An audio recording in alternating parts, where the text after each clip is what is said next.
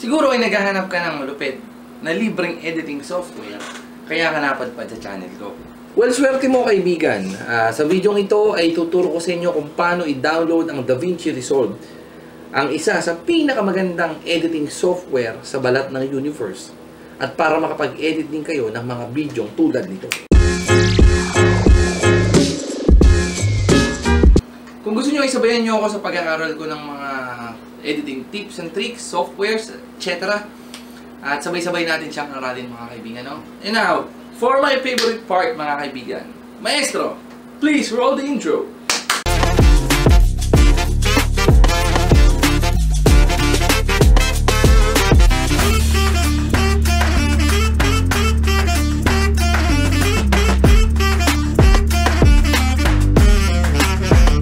At total ay pinanood mo na ang intro ng aking video.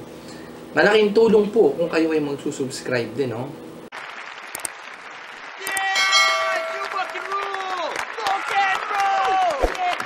Yon, salamat po mga kaibigan. Thank you, thank you. So before we start, Ako nga po pala si Dem Bartolo, ang inyong host for today's video. an aspiring videographer, video editor, vlogger, travel vlogger, moto vlogger. So marami pong gur. So hindi po ako magaling, ulitin ko lang, hindi ho ako magaling. Hindi ho ako eksperto pagdating sa larangan ito. Ako po ay isang katulad nyo na nagnanais. Kaya may sipon.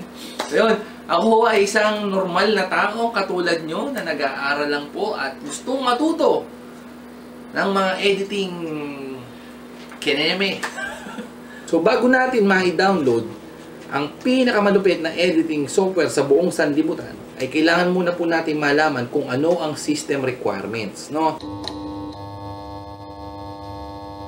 Sa mga hindi naman po nakakaalam, ano nga po ba ang system requirements? So, sa madaling salita, ganito ho yan. So, ito po, example natin mga kaibigan. Gusto nyo kong maglaro ng Mobile Legends. Pero ang cellphone nyo ho ay Nokia 3210. So, kahit bali-balik rin ho natin ang mundo, ay hindi nyo malalaro yan dahil hindi ho compatible at hindi kaya ng mobile device na laruin ng Mobile Legends. So, yun po, may requirements din po siya, no? So, parang trabaho lang din ho yan. Hindi ka makakapagtrabaho ng engineer kung ang tinapos mo ay food technology. So, yun po. Kailangan po compatible sila nung PC mo at nung application. Yun po ang system requirement. So, para mag-run yung application na to sa PC nyo, ay kailangan meron, kumbaga, mamimit nyo yung requirements nung app. Yun. So, ito ang system requirements ng DaVinci Resolve, mga kaibigan.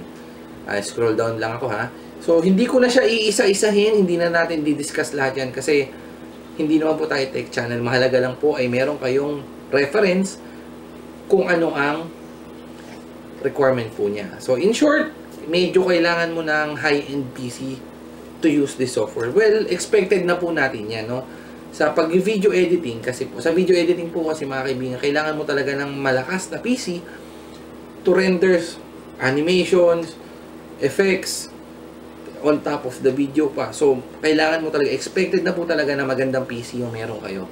At yun, kung na-meet nyo naman ang system requirements at this PC na po ang nakalagay sa inyong computer, ay magpunta po tayo ngayon sa mobile browser. So, kahit anong mobile browser mga kaibigan ay pwede nyong gamitin. Pero ako, suggested ko is Mobile Chrome. Mas maganda. At kung gusto nyo naman ay secured ang inyong ginagamit is Brave. Brave, matapang mga kaibigan, no? So, Brave. Yun po, yan po, dalawa na yan ang ginagamit ko sa mga social media accounts ko para secured. Magbukas na tayo ng Google Chrome mga kaibigan. At pupunta po tayo sa website na to. Hindi ko na po babasahin, no? Pero blackmagicdesign.com, tama ba? /product/DaVinci Resolve. Nasa description po yung link mismo mga kaibigan. Kung computer po ang gamit nyo sa panonood ngayon, i-click nyo lang yan, pupunta na ho kayo doon.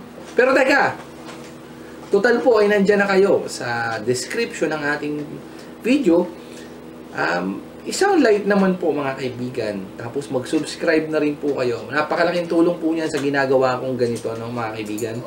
So, andito na po tayo ngayon sa website ng DaVinci Resolve. At mag-scroll down ka lang at pagkatapos ng video ito, ay makikita mo na ang page na ito. I-click mo lang po yan. I-click natin yung unang-unang button. Ito ho, i-highlight po natin. kiklik mo yung free download. Ayan po. Free mga kaibigan ha. Free. Dahil pag ang pinili nyo po ay yung pangalawa, ay magbabayad po kayo para ma-install. So, ulitin ko mga kaibigan, hahanapin po natin ay yung free, which is the unang-unang pamimilian sa dalawa. Ngayon ay pag-click mo ito, ay makikita mo ang message prompt na ito mga kaibigan. At meron po tatlong pamimilian dyan. Mac OS X, Windows, at Linux. So, yung Mac OS po is sa mga Apple computers. Hindi po ako magaling dyan at wala akong ganong alam. Pero tama po narinig nyo, mga kaibigan, Apple computers. Hindi lang po siya puro iPhone, no? At sumunod po ay yung gamit po natin, Windows. A Windows device or Windows computer, whatever you want to call it. Yan po siya. Ito po yung ginagamit natin ngayon, ha? So, sabi nga nung iba, gaming PC. So, yun mga kaibigan, diretso na tayo ngayon sa pag-install. So ngayon ay makikita nyo itong page na to kapag tinik nyo yung Windows. At yan, meron lang yung mga details na kailangan nyo sagutan for registration purpose. Kailangan nyo lang sagutan yan.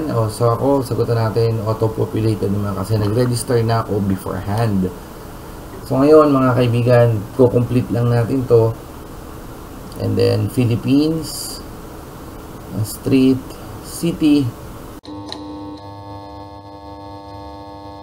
Tapos noon ay makikita nyo yung icon na yan. At makikita nyo na yan sa downloads nyo. At iraran lang po natin. No? Automatic na po siya. Mag-e-extract na yan. At bubuksan niya na yung installer. Hintayin lang natin.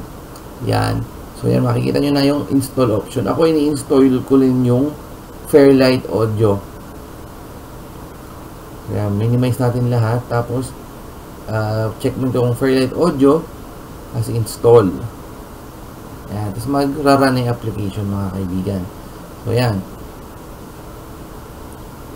So next lang yan. Accept. Next. Tapos kung saan nyo siya gustong i-install. Ako meron kasi kung lalagyanan talaga yung isang hard drive ko. Doon ko i-install lahat ng mga ginagamit ko sa for vlog. Ayan. Nakita nyo pangalan vlog. So hindi ako nag-install sa C kasi napupuno agad. So ayan. Meron na akong folder na nakaayos. Saan na ba siya? Saan na siya? Yun.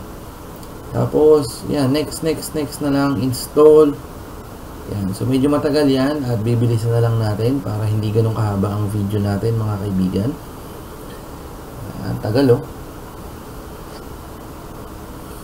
And, umulit pa nga.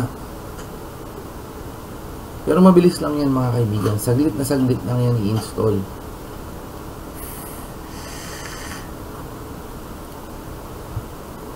And ayun na nga, tapos na nga po mga kaibigan, finish na. So, click mo lang yung finish, tapos makikita nyo, ayun na siya sa ating desktop. At pag inopen nyo na po yan, eh makikita nyo na yung mga lumang, makikita nyo yung loob niya. Open natin. Yan, so yan, ganyan ang open niya. Tapos allow access lang po. So, dahil sa firewall. And, yan na po. Ayan na po yung DaVinci Resolve. So, hindi muna na, yan yung mga lumang projects ko kasi nakapag-edit na po ako dito sa software na to. Nga po, mga kaibigan, meron na kayong pinakamalupit na editing software sa buong kalawakan. Mula Bozanian hanggang Earth, ito po ang pinakamaganda para sa akin. Yung kung bakit, sa mga next video po natin.